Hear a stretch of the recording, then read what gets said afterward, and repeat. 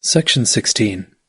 On general principles of law and reason, the treaties, so-called, which purport to be entered into with other nations by persons calling themselves ambassadors, secretaries, presidents, and senators of the United States, in the name and in the behalf of the people of the United States, are of no validity. These so-called ambassadors, secretaries, presidents, and senators, who claim to be the agents of the people of the United States for making these treaties, can show no open, written, or other authentic evidence that either the whole people of the United States or any other open, avowed, responsible body of men calling themselves by that name ever authorized these pretended ambassadors and others to make treaties in the name of or binding upon anyone of the people of the United States, or any other avowed, responsible body of men calling themselves by that name ever authorized these pretended ambassadors, secretaries, and others in their name and behalf to recognize certain other persons, calling themselves emperors, kings, queens, and the like, as the rightful rulers, sovereigns, masters, or representatives of the different peoples whom they assume to govern, to represent, and to bind. The nations, as they are called, with whom our pretended ambassadors, secretaries, presidents, and senators profess to make treaties, are as much myths as our own. On general principles of law and reason, there are no such nations. That is to say, neither the whole people of England, for example, nor any open, avowed, responsible body of men calling themselves by that name, ever by any open, written, or other authentic contract with each other, formed themselves into a bona fide, legitimate association or organization, or authorized any king, queen, or other representative to make treaties in their name, or to bind them, either individually or as an association by such treaties.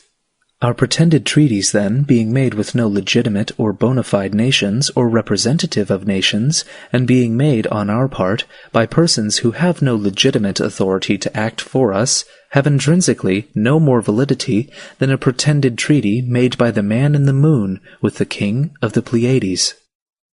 Section 17. On general principles of law and reason, debts contracted in the name of the United States, or of the people of the United States, are of no validity. It is utterly absurd to pretend that debts to the amount of 2,500 millions of dollars are binding upon 35 or 40 millions of people, when there is not a particle of legitimate evidence, such as would be required to prove a private debt, that can be produced against any one of them, that either he or his properly authorized attorney ever contracted to pay 1 cent. Certainly, neither the whole people of the United States, nor any number of them, ever separately or individually contracted to pay a cent of these debts. Certainly, also, neither the whole people of the United States, nor any number of them, ever by any open, written, or other authentic and voluntary contract, united themselves as a firm, corporation, or association by the name of the United States, or the people of the United States, and authorized their agents to contract debts in their name. Certainly, too, there is in existence no such firm, corporation, or association as the United States, or the people of the United States, formed by any open, written, or other authentic and voluntary contract, and having corporate property with which to pay these debts. How, then, is it possible, on any general principle of law or reason, that debts that are binding upon nobody individually can be binding upon 40 millions of people collectively, when on general and legitimate principles of law and reason, these 40 millions of people neither have nor ever had any corporate property,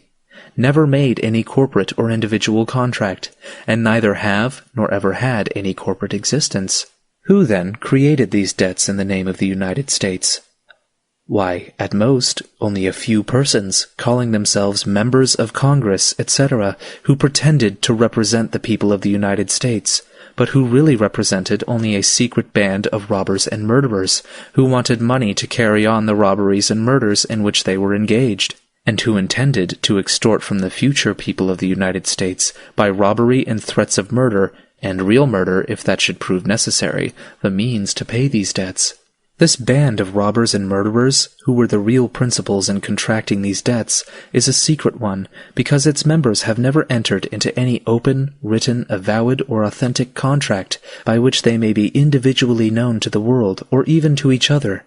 Their real or pretended representatives who contracted these debts in their name were selected, if selected at all, for that purpose secretly by secret ballot, and in a way to furnish evidence against none of the principals individually. And these principals were really known individually neither to the pretended representatives who contracted these debts in their behalf, nor to those who lent the money.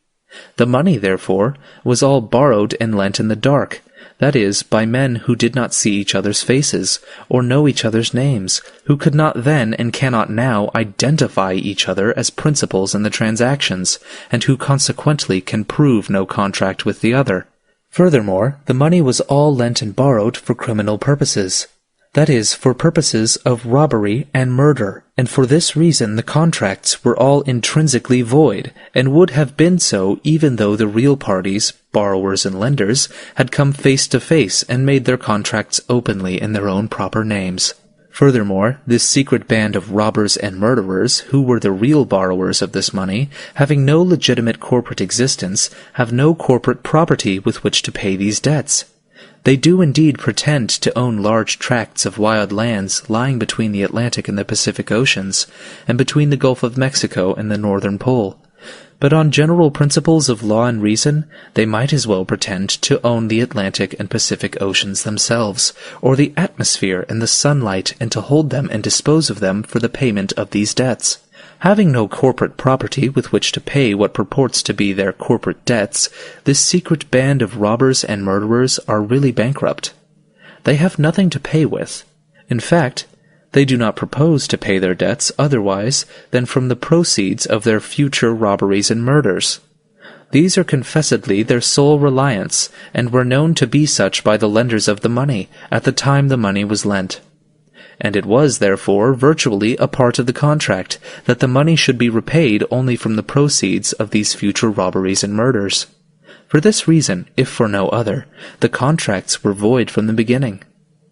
In fact, these apparently two classes, borrowers and lenders, were really one and the same class. They borrowed and lent money from and to themselves. They themselves were not only part and parcel, but the very life and soul of this secret band of robbers and murderers, who borrowed and spent the money.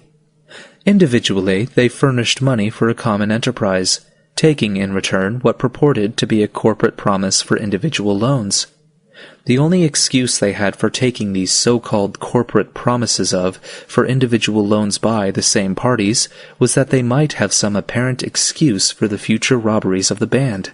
that is, to pay the debts of the corporation, and that they might also know what shares they were to be respectively entitled to out of the proceeds of their future robberies. Finally, if these debts had been created for the most innocent and honest purposes, and in the most open and honest manner by the real parties to the contracts, these parties could thereby have bound nobody but themselves, and no property but their own. They could have bound nobody that should have come after them, and no property subsequently created by or belonging to other persons.